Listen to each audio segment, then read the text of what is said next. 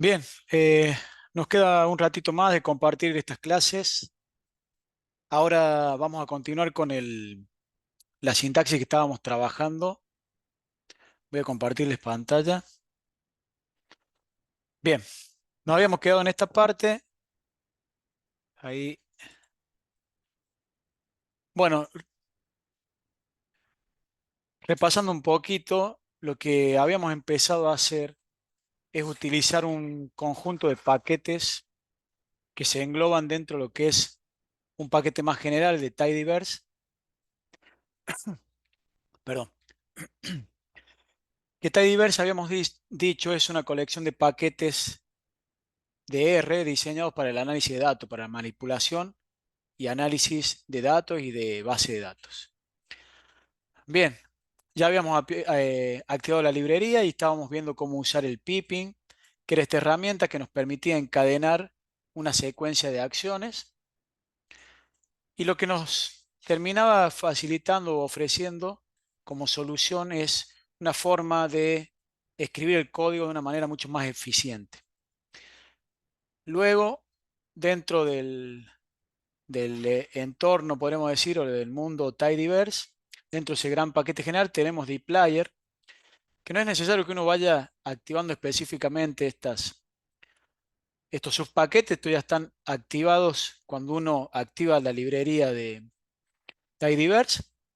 Ya hemos visto que teníamos muchas funciones importantísimas, algunas de las más usadas en el campo de lo que es análisis de datos, ciencia de datos, que son estas funciones que nos permiten manipular y trabajar adecuadamente con nuestras data frames. Bien, habíamos visto que teníamos la opción de la función de seleccionar, la función de renombre, de filtrado, de reacomodo, la función para crear nuevas variables o transformar variables, la función para hacer o generar resúmenes y la función para subdividir los análisis en función de ciertas características de mis datos, ¿no? Como puede ser, habíamos dicho, la variable género. Bueno, veamos algunos ejemplos ya trabajando directamente con este paquete dplyr dentro de el paquete más general de tidyverse. Primero, lo que vamos a hacer es trabajar con la base de datos de pingüinos. No tienen que hacer nada extra. De hecho, si quieren acá en el panel de entorno pueden borrar todos los objetos que ya que estaban cargados en R.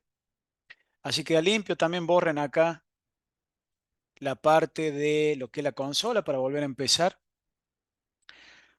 Y si ustedes recuerdan acá arriba, en la línea 134, nosotros, no, más arriba, en la línea 124, habíamos activado la librería Palmer Penguins. Por favor, si todavía no lo instalaron, borran este hash, instálenlo. Pueden, por favor, levantar la mano si todavía están en ese proceso de instalación, así espero un poquito.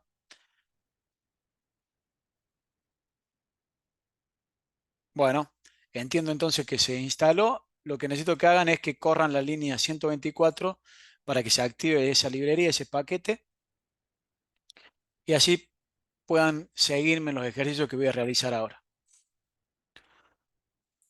Bien, fíjense en el entorno.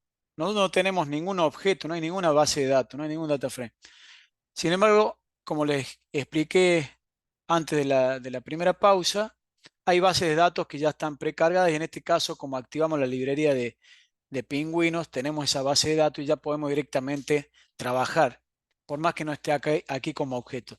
Ya podemos generar objetos a partir de esa data frame. Entonces, lo que vamos a hacer, vamos a crear en la línea 170 un objeto llamado pingüinos agrupados, está en inglés, usando algunas de estas funciones del paquete de dplyr. Entonces, a ese objeto le vamos a asignar el resultante de la función agrupar por, group by. ¿Qué parámetros nos pide esta función? Los parámetros recuerden, los quedan encerrados entre paréntesis. Toda función se expresa así, el nombre de la función y los paréntesis, recuerden, y dentro de los paréntesis van los parámetros. Entonces, ¿qué le ponemos o qué le especificamos? Que en la función group_by tome la base de datos de pingüinos, que ya está precargada, y me los divida por especies. ¿Sí? Bien, entonces vamos a correr la línea 170 y de esa manera voy a obtener una data frame que me muestra la agrupación o que contempla la agrupación de lo que son los pingüinos, ¿no? De hecho, las especies de pingüinos. De hecho, si usted corre solamente esta parte del código sin asignar ningún objeto, pueden ver parte de la sección de la data frame que se selecciona a partir de la función group_by. Lo que yo estoy subdividiendo es por la variable especie, ¿no? Entonces lo que puedo hacer luego es utilizar la función de resumen, summarize, pero directamente ubicar como parámetro de esa función el objeto de pingüinos agrupados. ¿Bien? Y a partir de eso yo puedo pedir algunas medidas de resúmenes o de resumen, como puede ser el promedio de lo que es la masa corporal. Vamos por parte entonces. La función se llama summarize, estamos en la línea 171. El primer parámetro es la data frame con la que yo quiero trabajar. En este caso es un objeto que yo creé con anterioridad aquí arriba, que tomaba esa base de datos pero la subdividía, la agrupaba en función de las especies. Y después les digo en la función summarize que me cree una variable nueva o un vector nuevo que se va a denominar masa, yo le podría poner cualquier nombre arbitrario, y va a ser igual al promedio de la variable que está dentro de la variable masa corporal, ¿no? O sea, va a ser el promedio de la variable masa corporal que está dentro, esa variable está dentro de la base de datos de pingüino, ¿sí? Si ustedes ven acá, en la consola tiene una variable que se llama body mass, masa corporal. Yo lo que le estoy pidiendo básicamente es que, primero, agarre, tenga en cuenta la agrupación por especies y en función de esa agrupación me calcule cuál es la masa corporal que tienen las distintas especies de pingüinos. Es eso lo que le estoy pidiendo, ¿no? Me estoy moviendo ya dentro de la data frame. Bien, ¿qué pasa si corro entonces la línea 171? Fíjense que me genera una nueva tabla que se llama eh, table o table, una tabla 3x2 en donde tengo la primera columna especie, la segunda columna masa corporal. Tengo tres especies que son, ¿por qué me la agrupó? Porque yo partí de una base de datos agrupada, ¿no? Por la función group_by. Entonces me agrupó por especie. Y en cada una de esas especies calculo el promedio de masa corporal. Esto es lo que habíamos especificado en la función. Bien, me devuelve entonces esta tabla, pero me devuelve la tabla con algunas particularidades. Que la masa corporal para la variable, para el valor ADLI o la especie ADLI no se puede calcular, el promedio no se puede calcular y tampoco para la especie Gen2 o Gen2. Entonces, si recuerdan de lo que habíamos visto más arriba con anterioridad, la forma de especificar en el promedio que elimine esos casos ausentes, que no los tenga en cuenta y que calcule, entonces el promedio sobre una muestra de menos casos, en este caso eliminando aquellos pingüinos donde no se consiguió la masa corporal, donde no se midió. Entonces, si yo repito en la línea 177 la función de summarize, pongo los mismos parámetros, ¿no? Perdón, acá arriba, 172, disculpen. La función summarize, tomo de nuevo mi objeto que es pingüinos agrupados y le digo créame una variable, en este caso le voy a cambiar el nombre, la variable se va a llamar promedio de masa, y eso va a ser igual al promedio de los valores que tengan esas especies de pingüino en masa corporal, pero le especifico dentro de la función de promedio que elimine esos casos ausentes, que no los tenga en cuenta, que los quite. Entonces, si ustedes corren la línea 172, van a obtener una nueva tabla en donde todos los promedios están calculados. Todos los promedios con respecto a la masa corporal. ¿Sí? Entonces, fíjense qué buena herramienta y cómo con poca cantidad de código o de sintaxis uno puede obtener información descriptiva relevante para entender cómo se comporta este conjunto de datos. ¿Qué pasaría si no agrupo? Entonces probemos sin agrupar qué pasa. Vamos a la 176. Si yo le pido que me aplique la función de summarize, de resumen, directamente sobre la data frame de pingüinos, sin agrupar, sin considerar la agrupación en función de las especies, entonces el resultado va a ser distinto. ¿Por qué? Porque voy a solamente obtener un valor que va a ser el promedio general de masa corporal. Por supuesto que en este caso me devuelve un valor ausente porque no contemple los datos perdidos. Entonces debería repetir la función, pero agregando dentro del parámetro de la función de promedio el parámetro n.rm igual a true. ¿Sí?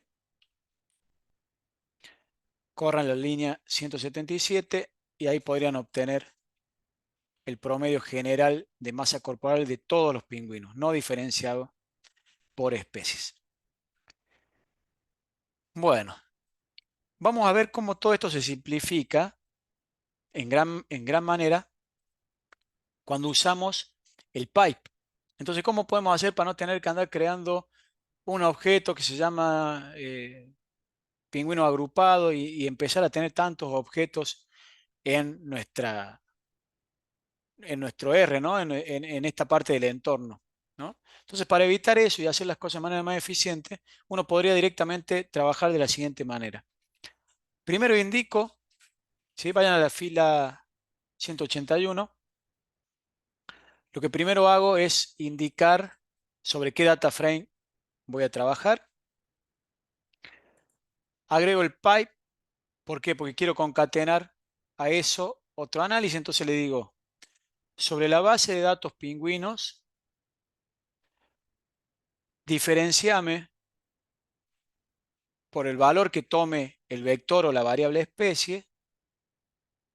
Y finalmente, resumime en una variable que se llame masa el promedio de la masa corporal.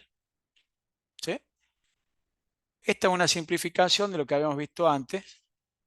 Y van a ver que obtengo el mismo resultado pero de una manera más eficiente. Corro ese conjunto de código que está concatenado y vuelvo a obtener los mismos resultados. Una tabla de 3×2, tres filas correspondientes a los tres tipos de especies, dos columnas correspondientes a las variables que yo incluí en mi análisis, especie y masa corporal. Por supuesto que obtengo los valores ausentes porque no especifiqué dentro de la fórmula de la función de promedio, no especifiqué que había casos perdidos. Entonces, vamos a ver otra alternativa, la línea 185, mucho más simple que la anterior, donde directamente parto de agrupar, de usar la función, o sea, parto de este paso. En lugar de, en este mismo paso, yo ya puedo simplificar y cargar la base de datos, no me hace falta especificarla antes. Entonces puedo decir, con la función groupBy, yo digo, agrupame de la base de pingüino en función de las especies y sobre esa agrupación resumime en una variable que vas a denominar masa corporal el promedio de la masa corporal considerando que hay datos ausentes. Esa sería la traducción. Fíjense que sintaxis más corta, mucho más corta que la que habíamos hecho de manera no manual en las líneas 170 y arriba, y obtengo el mismo resultado en la consola, con menos pasos. Eso es la idea, obtener los mismos resultados con menos pasos. Bien, por supuesto que puedo agregar muchos más datos, entonces puedo generar una tabla descriptiva que no solamente tenga en cuenta la media, sino también la desviación estándar y el valor de n, la cantidad de casos por cada una de esas especies. Y la forma de hacerlo es de nuevo con la función de resumen. En este caso, si van a la línea 188, tienen la función de agrupación que considera la data frame de pingüinos y agrupa en función de las especies. Luego de considerar esa agrupación, le pido que resuma para cada una de esas especies y cree en primer lugar una variable que es la misma que habíamos creado recién, ¿no? El promedio de masa, que es igual al promedio de la masa corporal, considerando que hay casos ausentes, pero además le pido que cree un vector que va a llamar desviación estándar de la masa, que va a ser igual a la desviación estándar de esa misma variable que es masa corporal y que también va a considerar los datos ausentes porque si no, no va a calcular la desviación estándar. Y que me cree una última variable en la tabla, un vector, que cuente el n de cada uno de esos grupos. ¿Eh? Corremos ese conjunto de códigos y obtenemos una tabla descriptiva mucho más completa, un tibel de 3x4, 3 filas, 4 variables. Se muestran las variables especie, la variable promedio de masa corporal, estándar, la desviación estándar de la masa corporal y el n en cada grupo. ¿Bien? Bueno, si tienen alguna duda sobre cómo funcionan todos estos paquetes que se incluyen en tidyverse o sobre alguna función en particular, lo único que tienen que hacer es escribir en una línea de DR el signo de preguntas cerrado, el signo de interrogación cerrado y después el nombre de la función o el paquete sobre el cual quieren consultar. Bueno, vamos a ver el ejemplo de modificación o mutate, que es muy usado porque nos permite crear variables, no solo basarnos en las variables que ya están en la base, en la data frame, sino crear nuevas variables. Algo similar a lo que ya hemos hecho cuando con la función summarize le dijimos que cree variables para generar las tablas descriptivas. Es similar a eso. Lo que pasa es que ahora no generamos una tabla nueva, sino que dentro de la misma data frame, ¿sí? Dentro de la misma base de datos de pingüinos, vamos a generar una nueva variable en función de ciertas características o de otras variables que ya se encuentran en la base de datos. Entonces, una forma de ir entendiendo cómo se van concatenando estas sintaxis, estas funciones, e ir seleccionando y corriendo, eh, digamos, línea por línea. Entonces, si ustedes corren Penguin solamente, se les abre toda la base de datos. ¿Sí? Ustedes saben que eso lo que hace es llamar a la base de datos de pingüinos. Si ahora corren no solo la línea de abajo, sino sumada a la de Penguin, corren esta segunda línea en donde se utiliza la función mutate. Vamos a explicar primero qué hace, después vamos a correr. En mutate, fíjense, los argumentos son, primero el nombre de la variable nueva que voy a crear, en este caso yo le llamé sumatoria de lo que sería el pico, o sea, suma total de tamaño del pico, va a ser igual al largo del pico más el ancho. ¿Sí? Bien, si yo corro entonces de manera paso a paso esta sintaxis, ya corrí la primera línea, ahora corro la primera con la segunda. ¿Sí? Con la segunda. Van a ver que me vuelve a cargar la base de datos, a mostrarla en la consola, data frame, pero A continuación del año me agrego una nueva variable, que es la sumatoria total del tamaño del pico, que no es ni más ni menos que la sumatoria entre largo del pico, la columna largo del pico y la columna ancho del pico. ¿Sí? Si yo corro completamente esta función, esta concatenación de funciones, lo que dice la última línea es que me muestre solamente los 6 primeros casos. ¿Se acuerdan de la función de head? Entonces, si corren todo el conjunto de código que está de la número 195, empezando en la 195, van a ver los 6 primeros casos. Eso lo tienen que ver ahí en la consola. Otro ejemplo muy usado de una función muy usada es seleccionar. Entonces, en lugar de, por ejemplo, en la línea 201, acá lo que estamos diciendo, no solamente estamos creando la variable con la función mutate, sino que estamos seleccionando de todas las variables de data frame solamente las variables especie, isla y sumatoria o tamaño total del pico. Por supuesto que a esto le podría agregar yo, eh, por ejemplo, con un pipe, podría agregarle lo que es la función head para ver solamente los 6 primeros casos. Entonces, de nuevo, ustedes pueden ir haciéndolo paso a paso para ir viendo qué va cambiando. Primero la primera parte de la sintaxis, se muestra toda la base de datos en consola. Después ejecutan la segunda parte, en donde se crea la variable suma total del pico, que la vemos creada ahí. Luego incorporamos seleccionar, vemos qué pasa cuando se incorpora esa función. Vemos que la data frame se redujo a solo 3 variables y finalmente puedo a eso sumarle la última línea para que me muestre solamente los 6 primeros casos. Bien, de esa manera es una manera simple de ir viendo cómo se van ejecutando secuencialmente la sintaxis y qué se va sumando para cada pipe que uno agrega, ¿no? Voy a borrar esto para no confundir la línea. Bien, eh, para no tener ese problema de ver los casos ausentes, lo que puedo agregar es una función para excluir los NA. Entonces, los datos ausentes. Entonces, la primera parte de la sintaxis está igual, solo que agrego una función en esta concatenación, que es la función na.exclude, y como argumento le pongo la variable que había creado en el paso anterior, que es el tamaño del pico. ¿Cuál es el paso anterior? El que está justo arriba.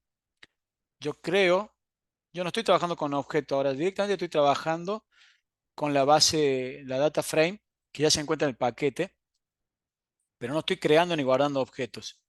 Entonces, el paso lo hago en la misma concatenación de, em, de códigos, ¿no? Que hacíamos con el pipe. Entonces, acá está el paso previo, lo que va a hacer es excluir de esa variable nueva los casos ausentes y de nuevo va a seleccionar solamente las variables especie, isla y tamaño total del pico. Entonces, lo que podemos ver, si lo vemos paso a paso, es que cuando yo corro esta primera parte del código de la 205.206, tengo ahí los NA y cuando corro la segunda parte con la función NA exclude, ya esos NA han desaparecido, como pueden ver ahí en la consola. Y por supuesto que si agrego lo de seleccionar, ya se me presenta una tabla mucho más acotada con 3 variables. Bien. Bueno, veamos el ejemplo con el filtrado. Si quieren, borren lo que tienen como objeto porque esto ya no, por ahora no lo vamos a volver a usar y para que les quede limpio.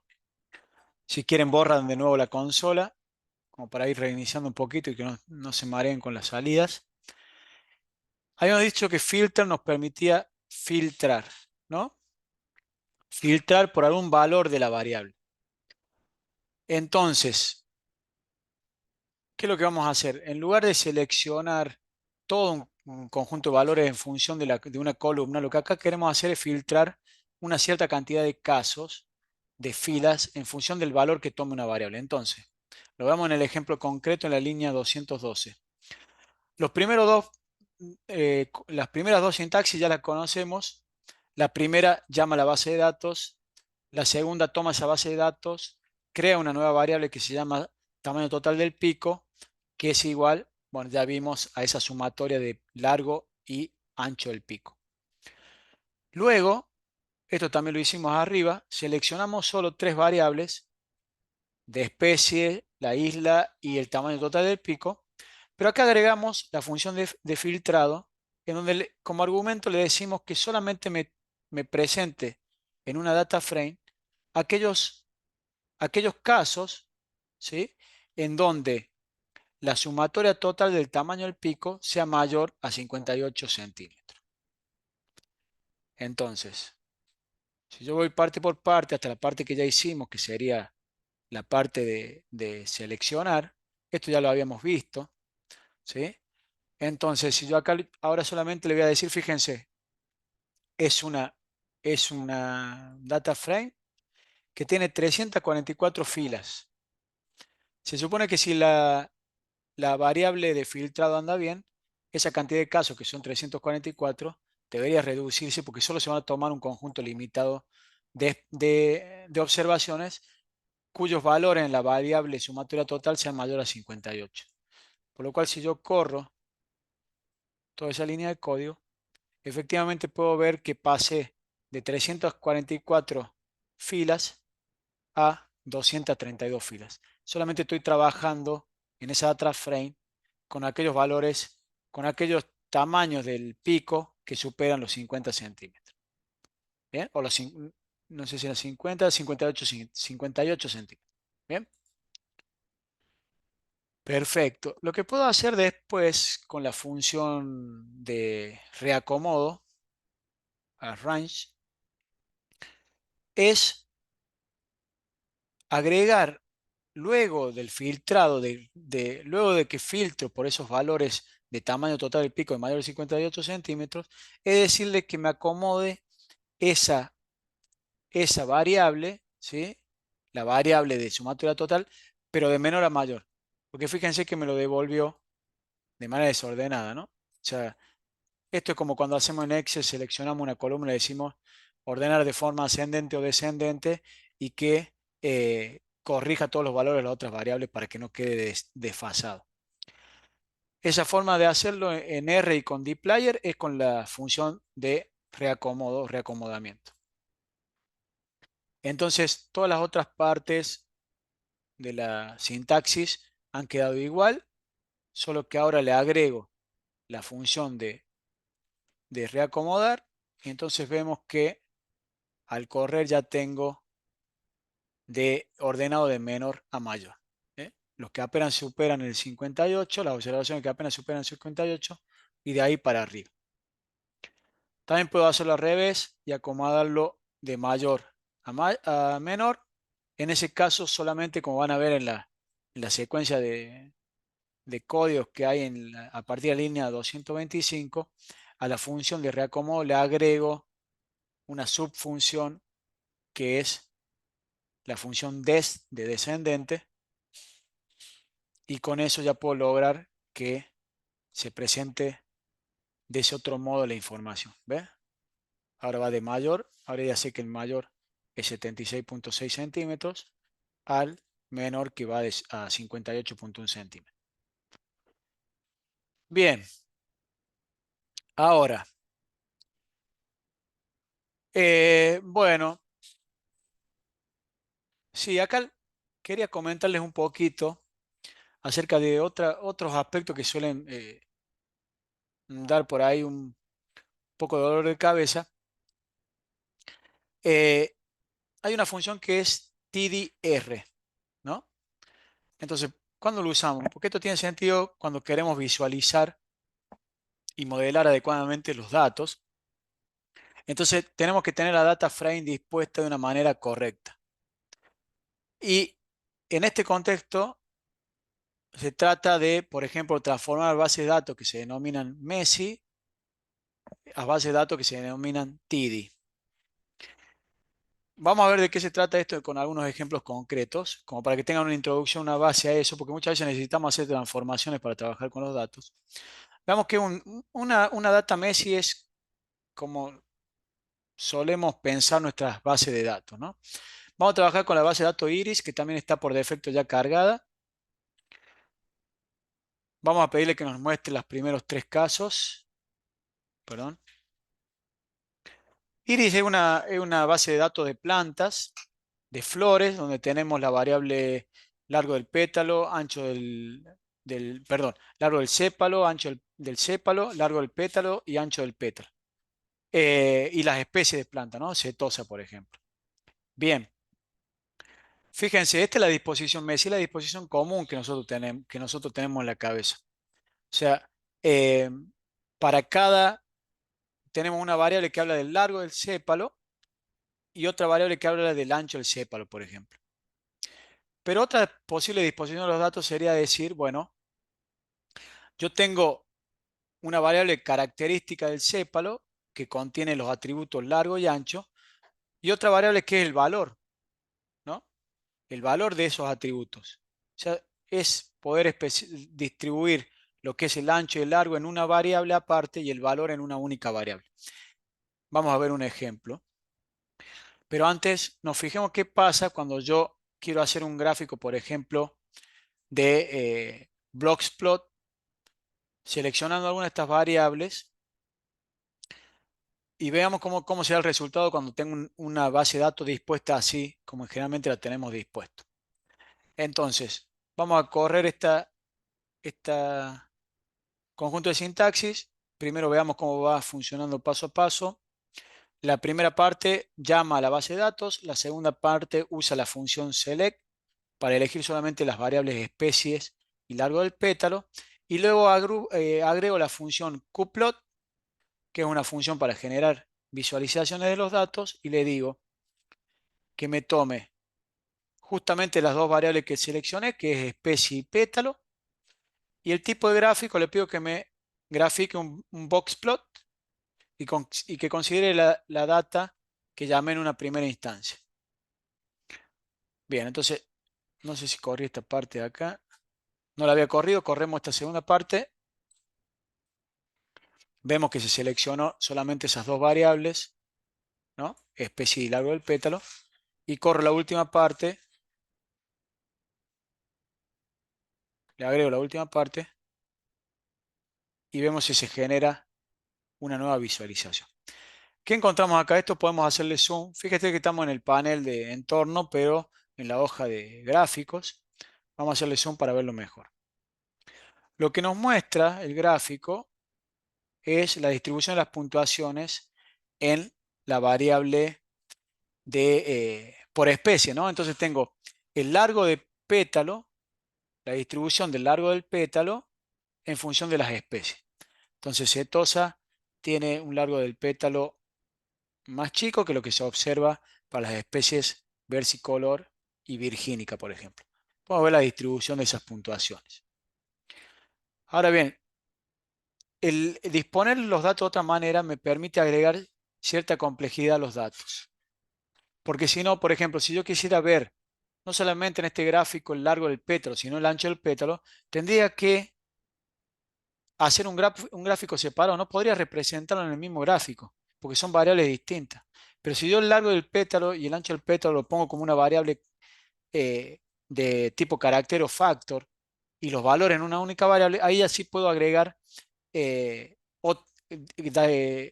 un mismo gráfico múltiples tipos de variables y hacer un gráfico mucho más complejo y no tener la necesidad de hacer un gráfico por separado. Eso es lo que vamos a ver con el data en la disposición TIDI. Ahora lo vamos a ver de manera más gráfica, más concreta. Entonces, en la línea 247, van a ver, lo que voy a hacer es usar la función de getter getter. Esta función lo que va a ser justamente crear una variable atributo, ¿sí? Con el parámetro key y crear una variable medida con el parámetro de valor o value. ¿Y qué variables va a tomar para hacer eso?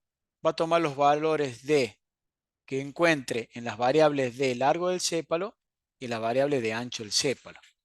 Bien. Ahora lo van a ver de manera más gráfica. Voy a correr todo ese conjunto de códigos y fíjense la disposición que vamos a tener ahora.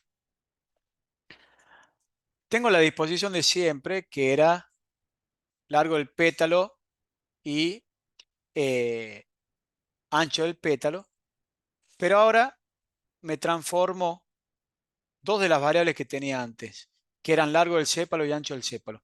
¿Cómo me las transformo? Y porque creo una nueva variable atributo que directamente toma esa característica que era largo del sépalo y ancho del sépalo, es decir, una variable de tipo carácter o de texto que toma dos valores, largo del sépalo y ancho del sépalo, y como una variable, y crea una variable nueva medida o medición que toma los valores que estaban eh,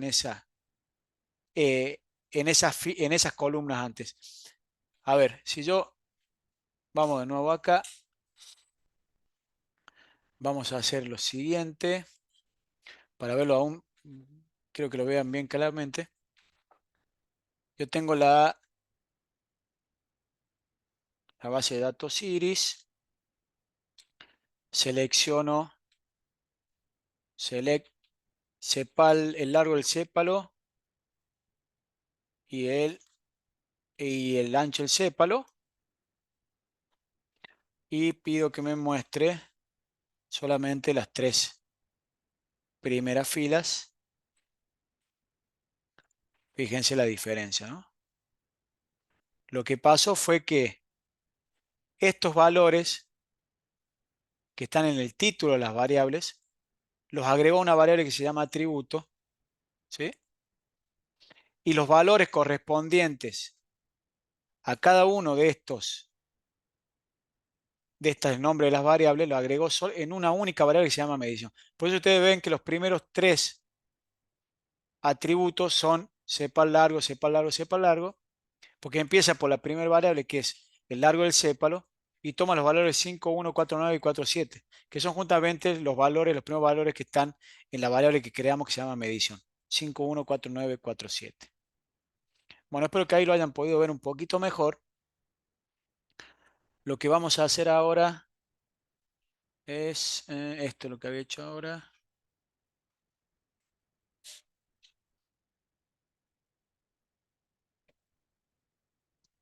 Lo que vamos a hacer es hacer lo mismo que hicimos recién, pero hacer un análisis de boxplot que diferencie por especies, ¿no?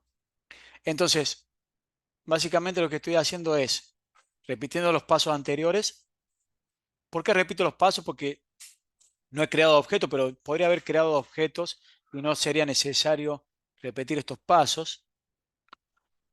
Ya les voy a mostrar cómo, pero en este caso, bueno, repito los pasos anteriores, transformo la base de datos con la distribución TIDI que les mostraba recién, selecciono solamente las variables especie, atributo y medición, y sobre eso genero un gráfico que considera las variables atributo y medición, genero un boxplot y lo separo por distintos cuadrantes que consideren la variable especie. Así que puedo hacer un gráfico multivariado de una manera mucho más directa, fácil y me posibilita hacerlo porque de otra forma no podía hacerlo. Si yo corro todo este conjunto de datos, fíjense que puedo hacer un análisis mucho más fino de lo que está ocurriendo con los datos que tengo a mano. Entonces, tengo que en un mismo gráfico puedo tener tanto la longitud del sépalo como el ancho del sépalo, porque la medición es una variable separada de las características del sépalo, ¿sí? Y por supuesto puedo subdividir la faceta en función de los tipos de planta. Eso me permitiría ver, por ejemplo, algunos efectos de interacción. Bien. Bueno, lo que le quería mostrar ahora era que en realidad no hace falta repetir tantos pasos. Y esa es la ventaja de trabajar con objetos en R. Entonces yo podría decir, por ejemplo, podría decir, bueno, creame un objeto que se llame iris modificado, ¿no? Iris modificado, en donde, eh, no, en donde ese objeto tome de la base de datos iris y concateno esta transformación en donde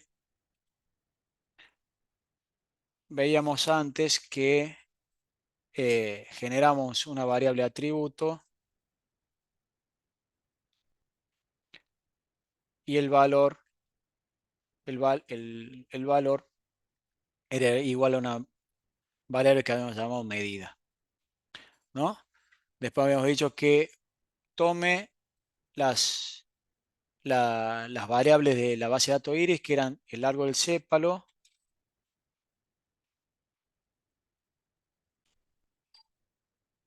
y el ancho del sépalo, ¿sí?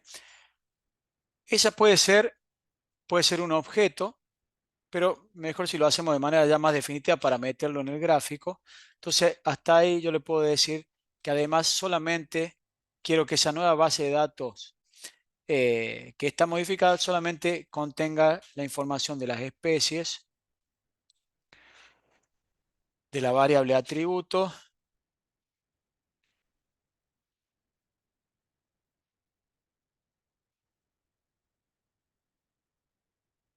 y de la variable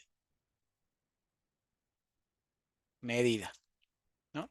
Si yo corro esto, me va a aparecer justamente un objeto, un data frame, que si lo visualizo es justamente lo que yo hice de crear una nueva data frame donde tengo la columna especie, la columna atributo, que son las características del sépalo, largo y ancho, y los valores de la medición, tanto del largo como el ancho del sépalo. Entonces ya directamente después la parte del gráfico se vuelve más sencilla porque yo simplemente puedo llamar a la variable iris modificada y directamente empiezo por la parte final que era el qplot y le digo, repito lo que había hecho antes, pero con las variables nuevas que son atributos, que tenga en cuenta la medida y que me genere eh, un, un boxplot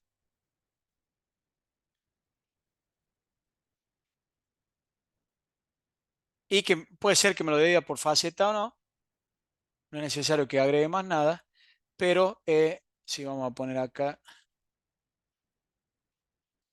la última parte que es que considere como dato la data frame que usé en un comienzo. Entonces, corremos esto y obtenemos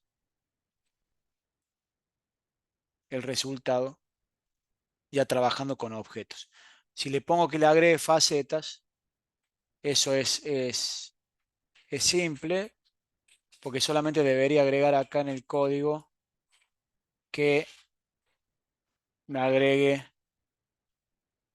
las facetas que tienen que ver con este signo. Esto que lo que especifica simplemente es considerar la base de datos que se llama en un comienzo y solamente filtrarla o subdividirla por especies. Entonces, si yo corro esto, obtengo el mismo gráfico anterior, pero directamente trabajando con un objeto. Bueno, uno tiene que ir encontrándole la forma más eficiente con la que cree que puede eh, analizar los datos. Bueno, vamos a ir, vamos a cerrar esto ahora. Pongan cerrar. no salven nada, porque no es necesario ir salvando nada en R, pues todo se trabaja ahí. Van a ver que en algunos casos van a querer exportar algunos resultados o data frame, pero eso es otra cosa, no tiene que ver con el salvado del script o de la consola. Si ustedes están generando un script nuevo, por supuesto tienen que ir guardándolo, pero en este caso, como ya está el script, eh, yo ya lo tengo, no lo salvo porque ya lo tengo así por defecto. Bien, vamos a entrar a la última parte, que es quizá la parte a la que más les interesaba llegar, que era cómo usar análisis de redes en R. Este archivo van a poder abrirlo de manera correcta si han instalado Quarto. Ustedes tenían esa actividad para hacer ante el curso, que era instalar Quarto. Quarto es una herramienta súper potente porque nos permite ya directamente ir redactando el paper dentro del mismo R, pero con una visualización mucho más agradable. Fíjense, si ustedes han podido instalar Quarto y está todo correcto, ustedes deberían verlo algo como esto. Fíjense la diferencia de esto, entre esta forma de ver las cosas y escribir y la que teníamos antes, ¿no? Comparen esto, esta forma de mostrar la secuencia de pasos y datos que uno fue haciendo y la explicación con esta forma, ¿no? Es una forma estéticamente mucho más cómoda de trabajar sin necesidad de ir eh, agregando hash o, o sin... Y de una, no solamente eso, sino que uno puede ir escribiendo directamente y a partir de insertar estos chunks, estos cuadrantes de código, eh, también visualmente se hace más amigable y más ordenado. Bueno, entonces espero que hayan podido abrir correctamente ese archivo. Lo que vamos a hacer primero es ver el primer cuadrante. ¿Por qué? Porque muy seguramente va a haber alguno de estos paquetes que tengan que ser instalados. Entonces mi recomendación es borren el primer hash que dice install package y corran todo este cuadrante de código. ¿Cómo hacen para correr todo este cuadrante de código? Le dan a play acá arriba. ¿Sí? Esa es otra de las comodidades que tiene de trabajar en este tipo de archivos de Markdown, que uno puede ir ejecutando códigos de manera separada y todo lo que está en ese cuadrante se ejecuta y no repercute a lo que está abajo, digamos, no repercute directamente. Bien, entonces, hagan eso, por favor. Le vamos a dar unos 10 minutitos como para que puedan terminar de instalar esos paquetes y si surge algún problemita, para que me avisen también en 10 minutos. Bueno, ahora volvemos en un ratito. Entonces corran, denle play a este cuadrante luego de borrar el hash para que puedan instalar todos los paquetes.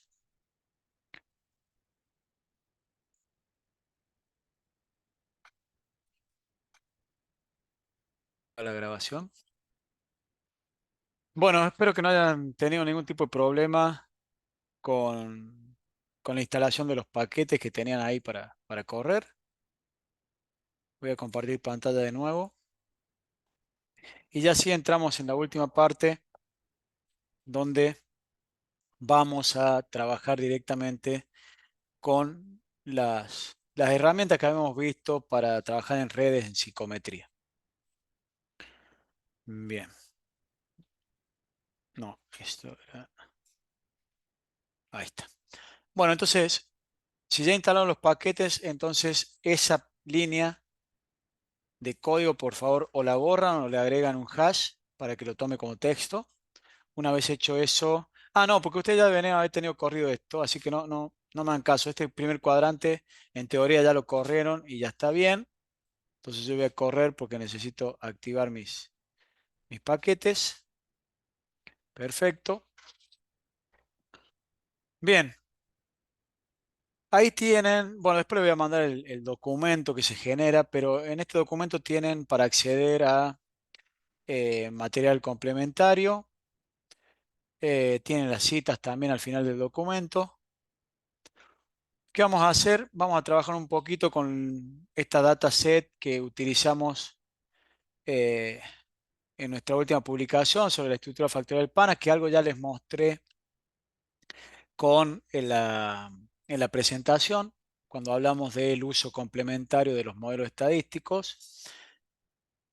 Lo que vamos a hacer es, en primer lugar, con esta línea de código, con la función read CSV, lo que vamos a hacer es cargar, importar nuestra data frame. Entonces tendrían que ir a entorno y tendrían que ver que se cargó una data frame con casi 5.000 observaciones y 18 variables. Si ustedes han guardado todo en la misma carpeta y lo han exportado desde el zip a su escritorio, entonces esto se tendría que haber logrado sin problemas. Bueno, lo primero que vamos a hacer es hacer una exploración inicial de los datos. Esto es importante porque nos permite detectar y prevenir futuras complicaciones en el análisis, detectar algunas anomalías. Corremos este cuadrante de código. Otra de las ventajas que tiene esto de trabajar en cuarto es que los resultados, fíjense, los devuelve también de una manera mucho más agregable en la misma, eh, en el mismo panel de fuente, en el mismo script. Y no es necesario ir y venir en lo que es la consola y el script. Y lo presenta también de una manera mucho más amigable. Entonces, fíjense que para cada una de las variables que están en la base me calcula si hay datos perdidos, me calcula el promedio, la desviación estándar y también puedo visualizar, si yo sigo para las otras columnas, la distribución que presentan las puntuaciones. ¿Cómo llegué a esto?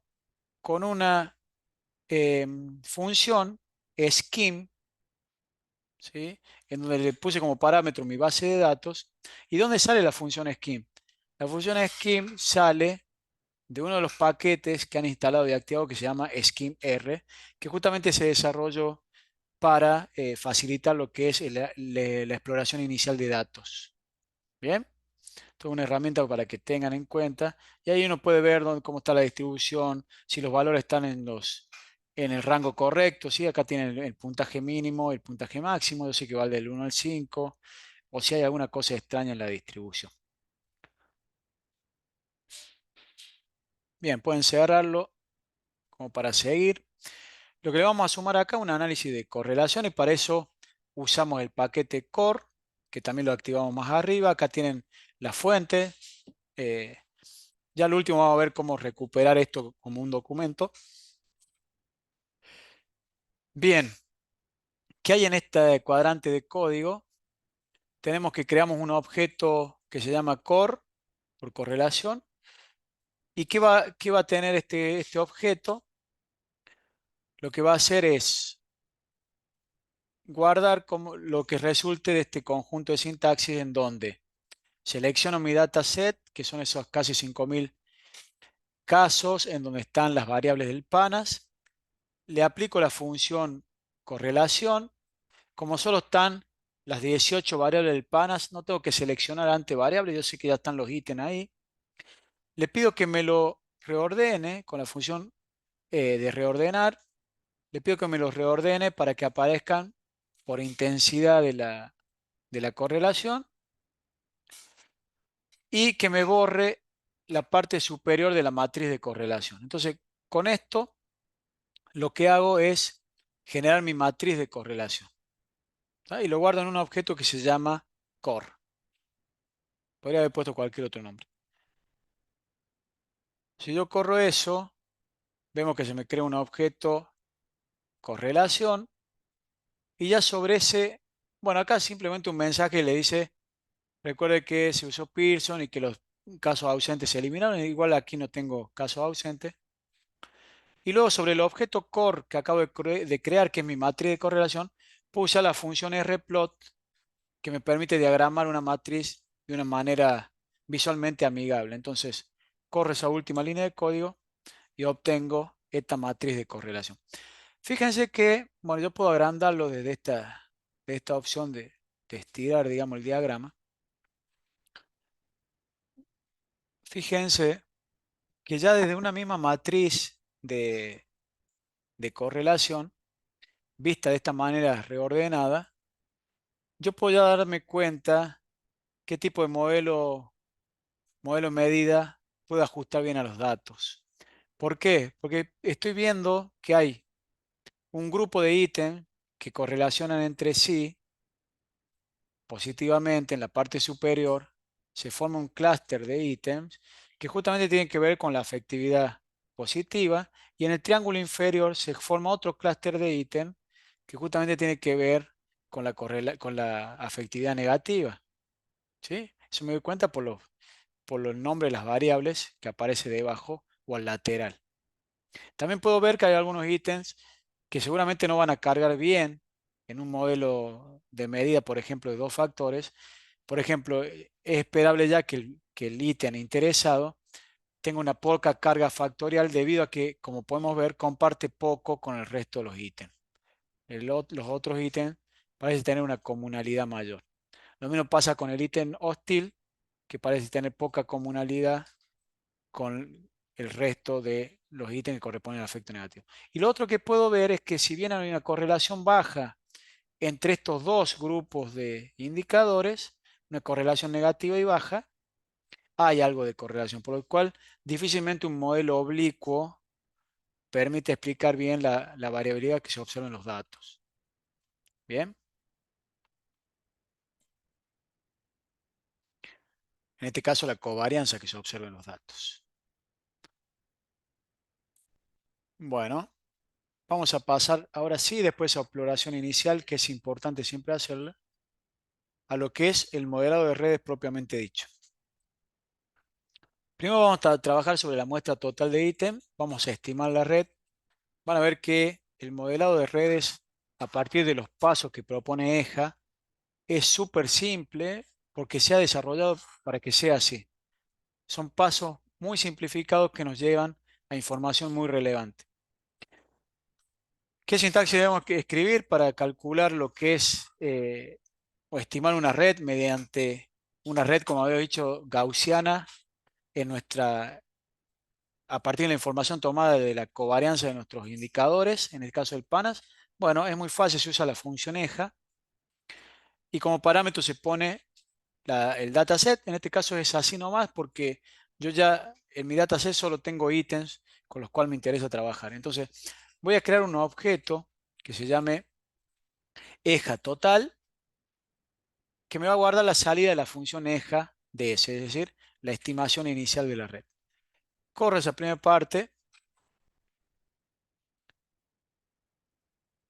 demora un poco y vemos que ya con esa única función me estimo una red a partir de mis datos y me devuelve una red en donde tenemos básicamente identificado dos dimensiones que justamente se corresponden con el afecto positivo por un lado y el afecto negativo por el otro. Bien, puedo pedir con la función de summary, que es una función base de R, que me haga un resumen de la información que se contiene en esta estimación inicial. Esta es la estimación empírica, es sobre los mismos datos. Acá no hay bootstrapping ni nada por el estilo. Si yo pido un resumen de lo que se observa en esta red, bueno, me va a dar algunos datos que por ahí pueden ser importantes. Por ejemplo, el número de qué algoritmo se utilizó para la detección de dimensiones, que se utilizó Trap, que se detectaron dos comunidades, y algunos otros datos como este indicador de ajuste que se usa para el análisis de redes que se denomina el TEFI. Es un índice de ajuste de entropía total. Algo en lo que no nos metimos y no nos vamos a meter en esta clase. Bien, ahí pueden sacar unos datos de resumen que les pueden ser útiles para la descripción. Por ejemplo, también qué número, ¿se acuerdan que había un parámetro de lambda para lo que era cuando se usaba el método LASU, en esto de estimar la menor cantidad de este método de corrección, ¿no? Que aquellos valores de penalización, en donde aquellos valores menores a aquellos valores con correlaciones parciales más bajas se llevan a cero, entonces se estiman menos parámetros, ¿se acuerdan?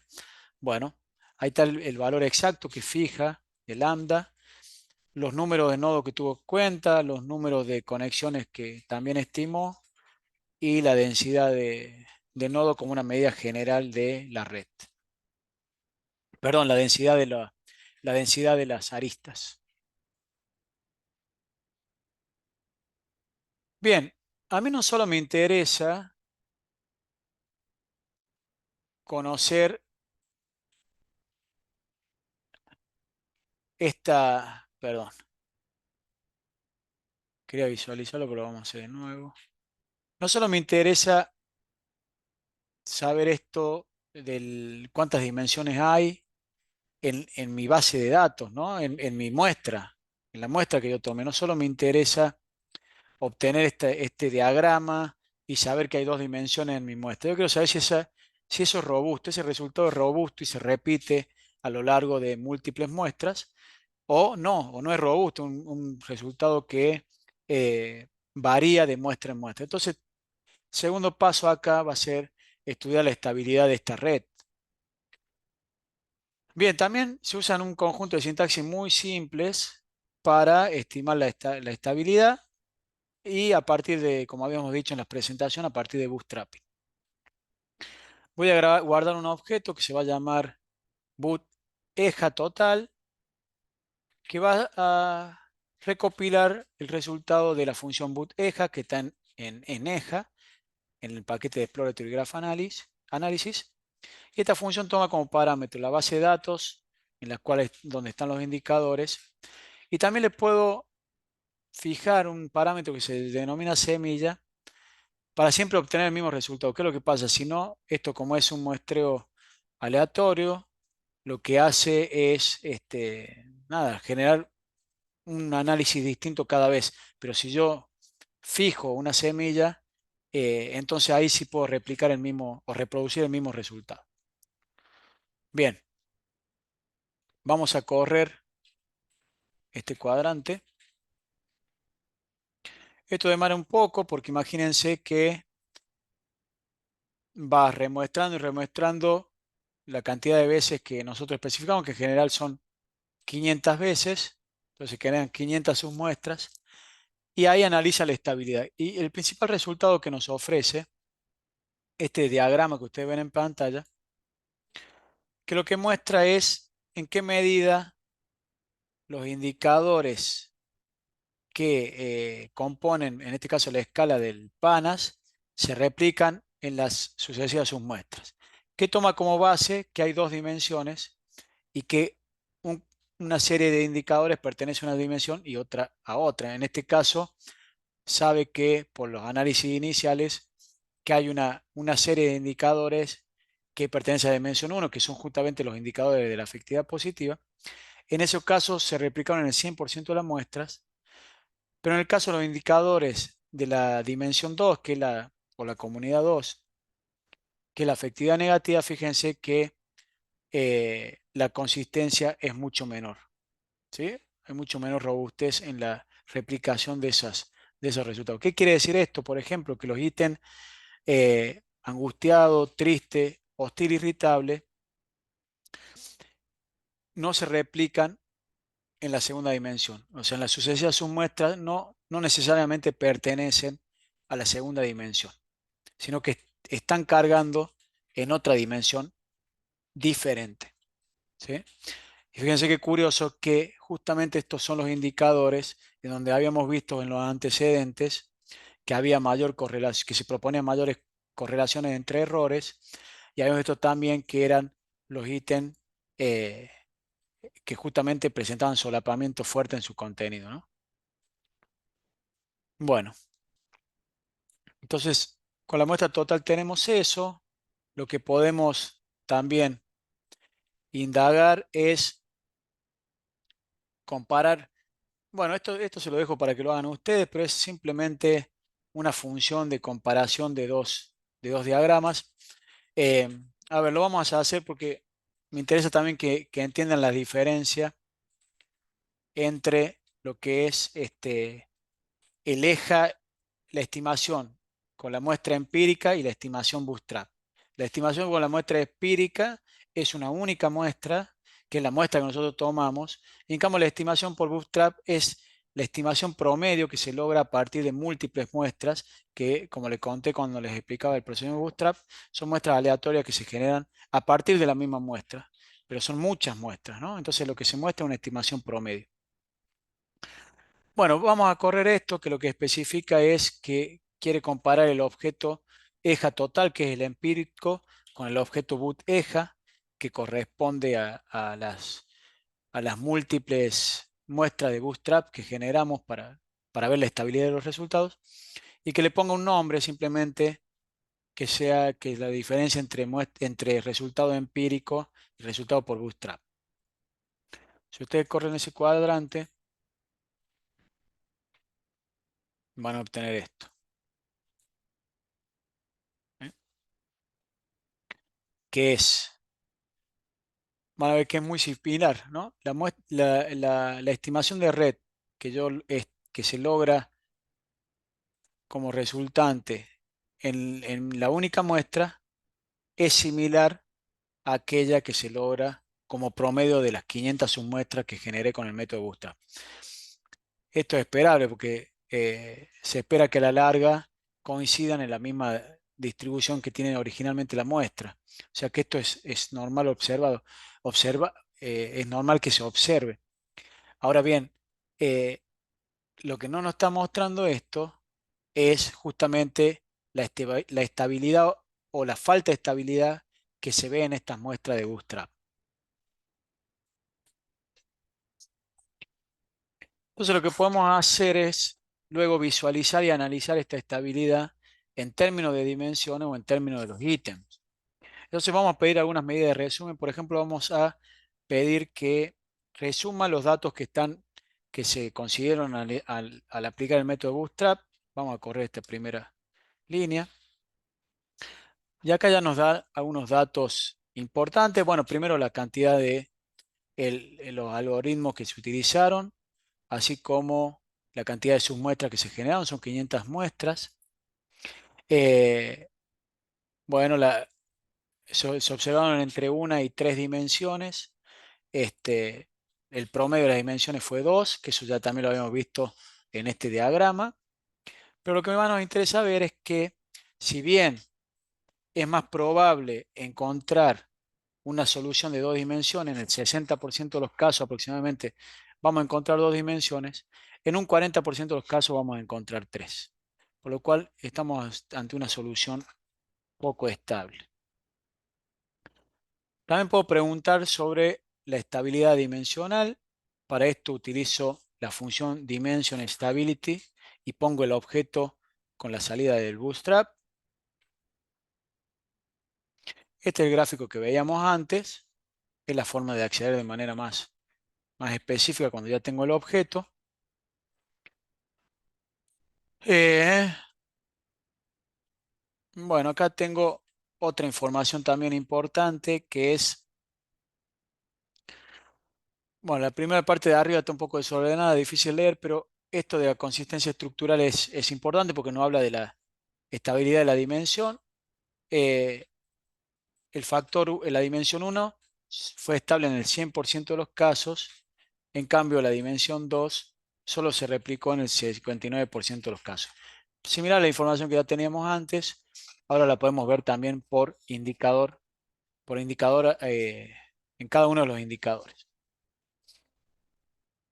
Bien, después si quisiéramos ver la estabilidad, pero en los ítems, lo que yo puedo hacer es generar un nuevo objeto que se llame, por ejemplo, ítem estabilidad, que tome el resultado de la función estabilidad del ítem a partir de los resultados del Bootstrap.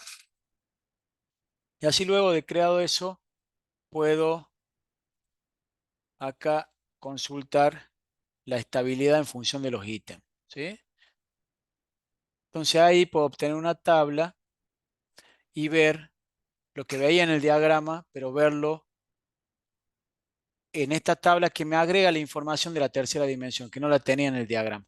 Fíjense que aquí me habla de la replicabilidad de las dos dimensiones, porque las dos dimensiones en promedio se obtiene eso, pero no me muestra a dónde se va. O sea, cuando no cargan acá, cuando no se corresponden con la dimensión 2, ¿a dónde se van?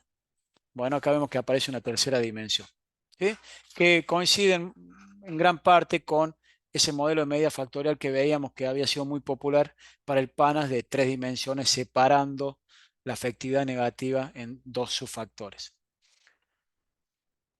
Bien, ahora vamos a repetir los análisis, pero vamos a seguir los pasos que que recomiendan Christensen y Golino, que si recuerdan, ellos decían, primero analicen la redundancia cuando hay sospecha de solapamiento en el contenido del ítem, porque eso puede repercutir en los resultados finales.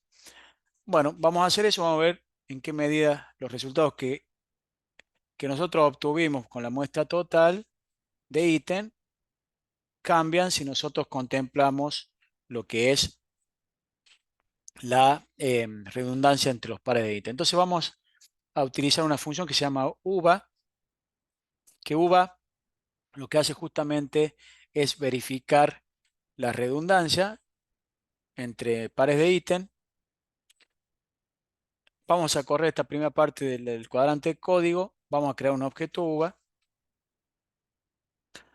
y vamos a pedir que nos visualice lo que hay en este objeto. Bien, lo que nos va a devolver es un conjunto de descripción sobre el solapamiento que se encuentra o la redundancia que se encuentra en los ítems, de los pares de ítems. Entonces, primero da una explicación y dice, si el WTO es mayor a 30, se considera una gran redundancia, entre, bueno, hasta 25 moderada y un WTO de 20, una redundancia es malo o moderado. Es decir, que si un valor de WTO supera el valor 20, ya algo de redundancia hay, hasta llegar a un extremo de que supere el valor de 30. Son los puntos que han especificado los que han propuesto este método, Christensen y Golino. Entonces nos va a ir separando, ¿no? Entonces nos va a decir, bueno, mira, tenés un solo conjunto de indicadores que pueden considerarse como de solapamiento alto, muy alto, pero también tenés otros pares de indicadores que tienen un solapamiento entre bajo y moderado. En realidad, entre moderado y alto. Bien. Lo que yo voy a hacer ahora es basarme solamente en temeroso y asustado. Voy a contemplar esta redundancia y vamos a ver qué pasa allí cuando tenemos en cuenta solamente un par de ítems que presentan redundancia. Pero antes quiero que corran acá la, la sección de ayuda para buscar sobre esta función de uva, porque ahí tienen mucha información. Un aspecto importante de este tipo de función es que nos permite directamente resolver la redundancia dentro de la misma función, pero tenemos distintos métodos, ¿sí? Podemos sumarlo, podemos calcular la media entre los indicadores o podemos directamente generar una variable latente.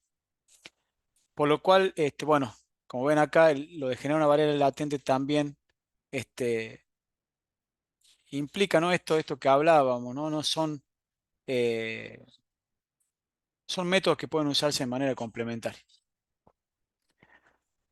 Bien, en este caso lo que vamos a hacer es resolver la redundancia en este cuadrante que ustedes ven acá, pero con alguna especificación particular de los parámetros que vamos a utilizar en la función. Entonces, voy a crear un objeto que se llama uva2 por el segundo análisis con la función uva, que me va a registrar los resultados de la función uva.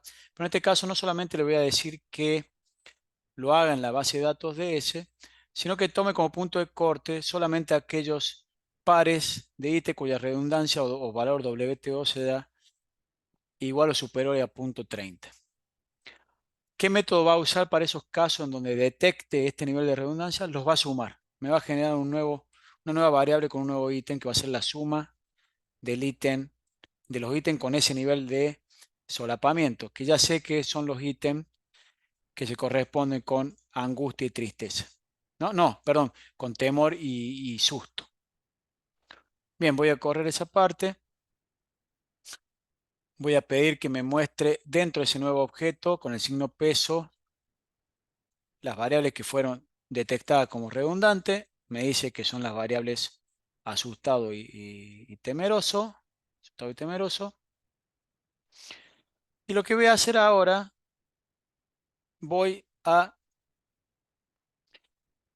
generar una nueva data frame a partir de uno de las salidas que me otorga esta función, que es crear una data frame a partir de los datos reducidos, ¿no? Entonces creo una nueva data frame. ¿Cuáles son los datos reducidos? En realidad no son datos reducidos, son variables combinadas. Creo un nuevo objeto. A ver, acá está la reducción. Es una matriz, pero es en realidad una. Lo que tenemos ahí son los mismos datos que han sido, en donde se combinó directamente la variable.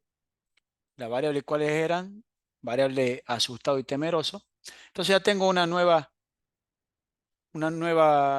nuevo dataset, ¿sí? En el cual directamente reestimar la red y ver cómo cambian los resultados. Entonces puedo trabajar con ese objeto directamente, que es red DS por reducción de la data del dataset. Y ahora sí, voy a estimar una nueva red y lo voy a guardar en un nuevo objeto que va a ser, lo voy a llamar eja reducido. De nuevo repito la misma sintaxis y lo que hago es aplico el eja, ¿sí? La función de eja para estimación de las redes en esta base de datos reducida que la encuentro en el objeto UA2 o directamente la llamo. Podría usar el objeto, pero bueno, lo voy a correr así. Me genera de nuevo una red, fíjense la red que me genera. Una red también con dos factores, pero ahora el factor de afectividad negativa, fíjense que tiene una variable menos porque aparece la variable CB1, que es esta variable sumada que corresponde a la sumatoria entre el ítem asustado y temeroso. Voy a generar ahora con la función de Bootstrap, voy a pedirle que me genere una muestra de Bootstrap sobre esta base reducida y vamos a ver si ha cambiado lo que es cómo es la estabilidad de la solución, si finalmente encontramos una solución más estable. Corremos esa parte del código, esperamos un ratito y ahora encontramos una solución perfecta.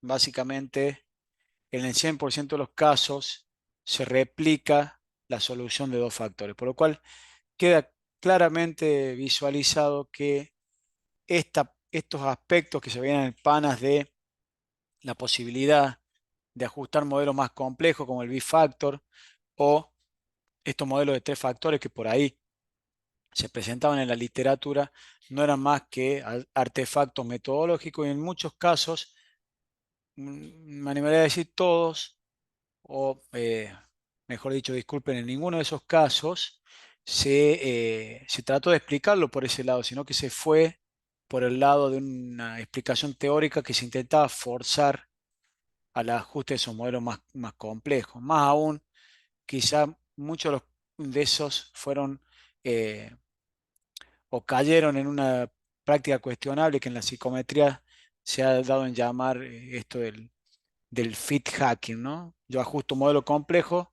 luego de múltiples exploraciones y después fuerzo una teoría que lo pueda explicar, pero escribo el artículo como si ese modelo hubiera sido mi, mi objetivo inicial, ¿no? Em, bien, simplemente eso, por supuesto que podría ver cuál es la estabilidad de las dimensiones. Esto ya es lo mismo, ya lo vimos, solo que podría ver acá que tanto la dimensión 1 como la 2 se replican el 100% de las veces. No hay mucho más para agregar con respecto a eso. Bien, vamos ahora a lo que les queda a ustedes como un ejercicio extra para trabajar, que lamentablemente, bueno, no lo podemos hacer acá en persona, es probar estos modelos de invariancia en EJA. Eh, Ahí en el mismo material complementario sobre Exploratory Graph Analysis van a encontrar más descripción sobre esto. Lo que yo hago acá es eh, trabajar en la variable, en la base de datos, filtrar por género y, bien, pero acá trabajamos con, espérenme un ratito, quiero ver acá qué les compartí. Datos, salud, my data, my data. Claro, no, eso me faltó. No, bueno, ese ejercicio no lo van a poder hacer porque no está esa base de datos, pero lo que pueden hacer como ejercicio es buscar cualquier base de datos en donde ustedes tengan indicadores psicométricos, como puede ser el PANAS, y que tengan la variable género. ¿Sí? Entonces, con esta sintaxis, ustedes modificándola levemente, van a poder hacer análisis de invarianza métrica con las estimaciones del Exploratory Graph Analysis. Tienen para hacer la prueba de invarianza y tienen para hacer lo que es el diagrama de las redes en función de los grupos. Bien, bueno, por ahora esto era todo lo que les quería mostrar. Hay una última cosita que era para que vean las potencialidades que tiene trabajar con cuarto o R Markdown. Lo que voy a generar ahora es una, un formato, un HTML en donde directamente se me muestre esto con un formato de reporte ya publicado con esa extensión de HTML. Y para que ustedes también puedan ver la ventaja que tiene de usar este tipo de complemento. Entonces voy a darle a render. Vamos a esperar un ratito y si todo está bien. Ah, no, acá va a haber un error porque tengo este agregado del último. Vamos a sacar esto.